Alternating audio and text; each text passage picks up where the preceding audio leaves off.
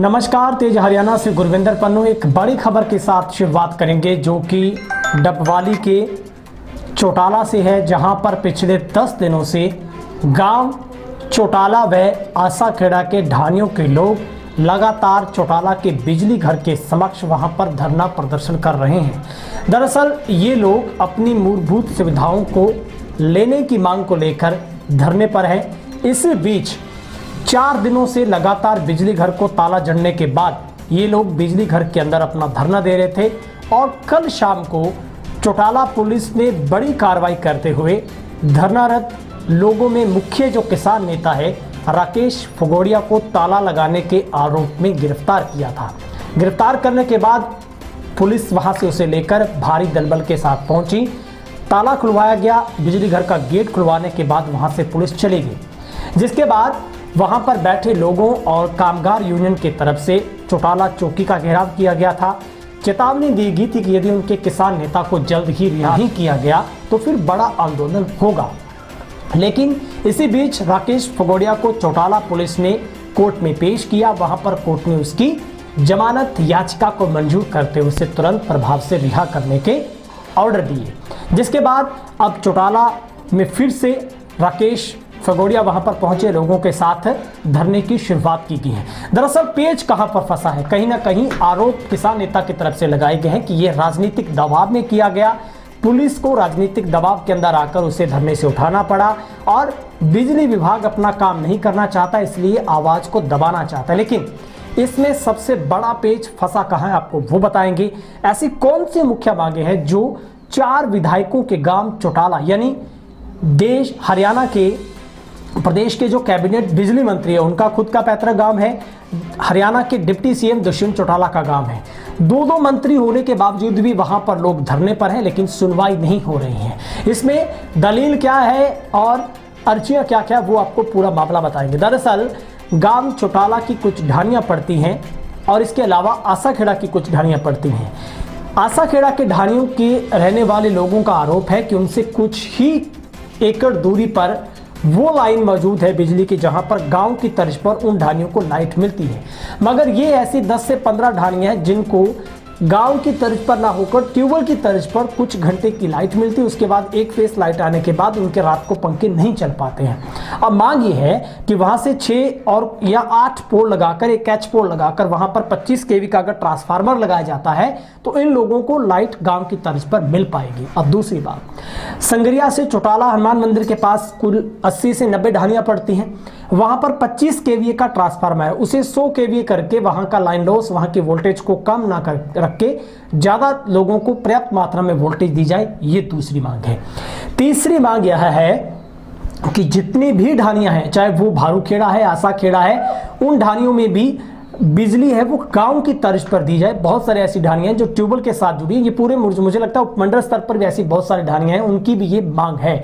चौथी मांग है, जितने भी गांव में चाहे वो लाइट गांव की हो, ट्यूबवेल की लाइट हो, जब भी वहां पर फॉल्ट होता है तो किसान नेताओं का आरोप है कि वहां पर जब बिजली कर्मियों को बुलाया जाता है तो वो अपना सबसे पहले चार्ज अदा करते हैं, वो अदा करना होता है। उसके बाद उनकी लाइन में खराबी है या फेस में खराबी है या किसी भी तरह की दिक्कत है, उसको लाइनमैन ठीक करने की एवज में रिश्वत लेते हैं। ये आरोप किसान नेता की तरफ से लगाया गया। मुख्य 4 मांगों को लेकर बातचीत की जा रही है। लेकिन अब इस मामले में जो किसान नेताओं का कहना है कि उन्हें जो उनकी मूलभूत सुविधाएं हैं वो दी जाए ताकि वो अपना धरना जल्द से जल्द वो समाप्त कर सकें, क्योंकि उनकी गिरफ्तारी जो फगोड़िया के मुताबिक बताया जा रहा है कि राजनीतिक दबाव के तहत हुई है। आसाखेड़ा की गांव की ढाणी में बिजली नहीं है। मूलभूत सुविधा पाने के लिए ग्रामीणों के पास 7 धरनारत हैं।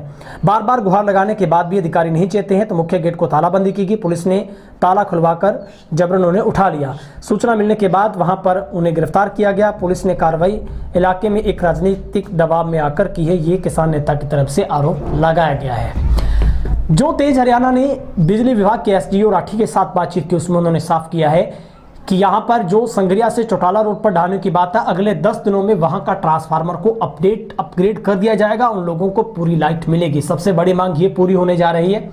दूसरी मांग है जो आसाखेड़ा की ढानियों के लोगों की मांग है, उसमें विभाग की तरफ से जो सरकार का नोटिफिकेशन है उसके मुताबिक 2,63,000 का जो एक वहां पर एस्टिमेट है वो प्रपोजल सरकार के पास भेजा जा चुका है, प्रशासन के पास।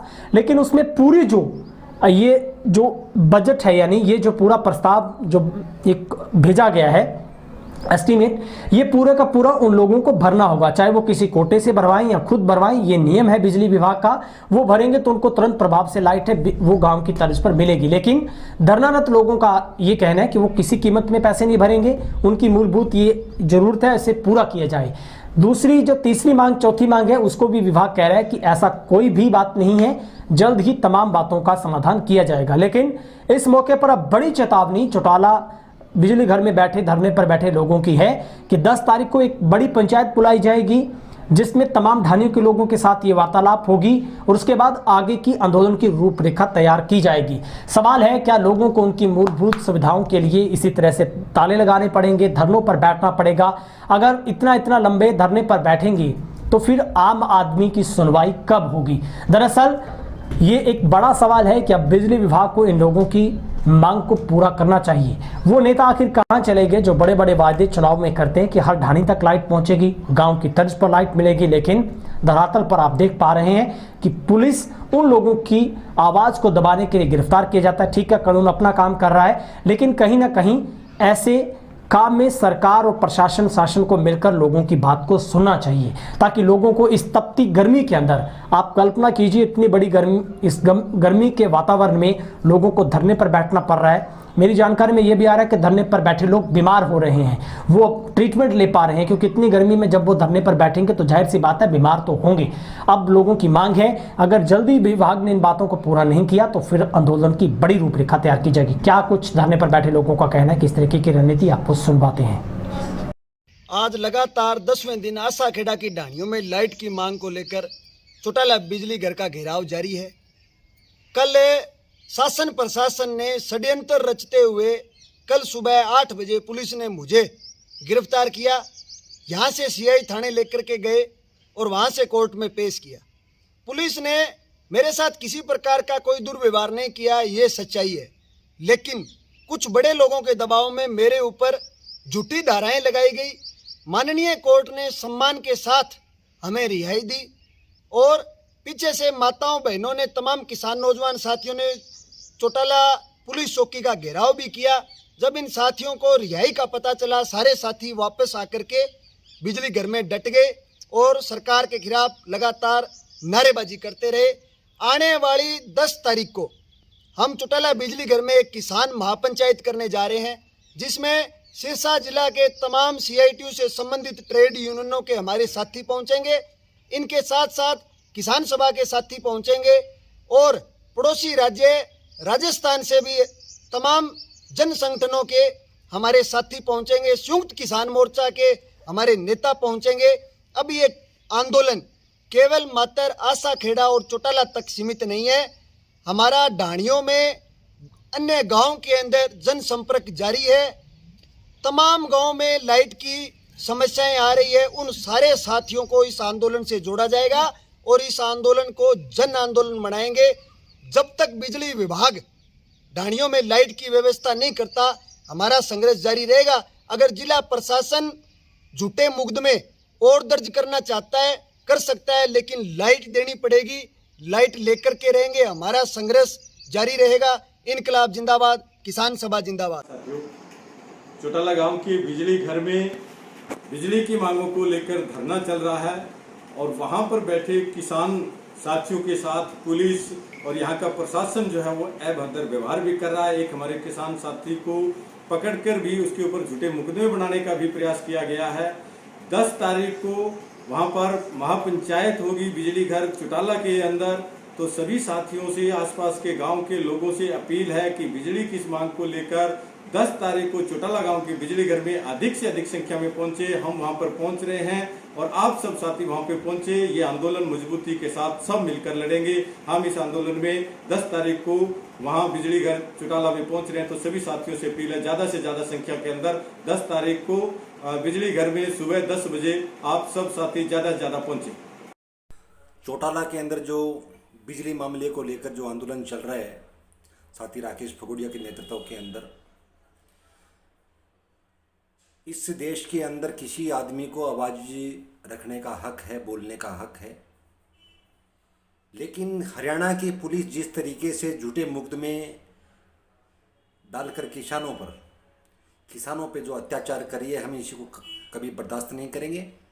और हम हरियाणा सरकार को चेताना चाहते हैं कि 10 तारीख को, इसी 10 तारीख को गांव चौटाला के अंदर, बिजली घर के अंदर, हम राजस्थान से हजारों आदमी इस संघर्ष के समर्थन में आएंगे। और किसी भी किसान साथी और हमारे अगवा नेता को अगर पुलिस जलील करती है, मुकदमे दर्ज करती है, तो रात से मुकाबला करेंगे। और ये जो धरना चल रहा है चौटाला गांव में बिजली के सवाल को लेके, और मुझे तो कहते हुए शर्म आती है, मतलब उन लोगों पे जो अपने आप को ये कहते हैं कि चौटाला गांव के हैं, बिजली के मंत्री हैं हरियाणा के, जो पूरे प्रदेश में तो ये दावा करते घूम रहे हैं कि जब से मैं मंत्री बना हूँ मैंने जितनी पेंडिंग शिकायतें थी बिजली के संबंध में सबका समाधान कर दिया है। जिसको भी लाइट की ज़रूरत थी उसको मैंने लाइट पहुँचा दी है। हालात ये है, पिछले 1 सप्ताह से ज़्यादा का समय हो चुका, यहाँ पर चौटाला गांव की ढाणियों के लोग पड़ाव डाल के बैठे हैं। दिन रात यहाँ धरना चलता है बिजली घर के अंदर।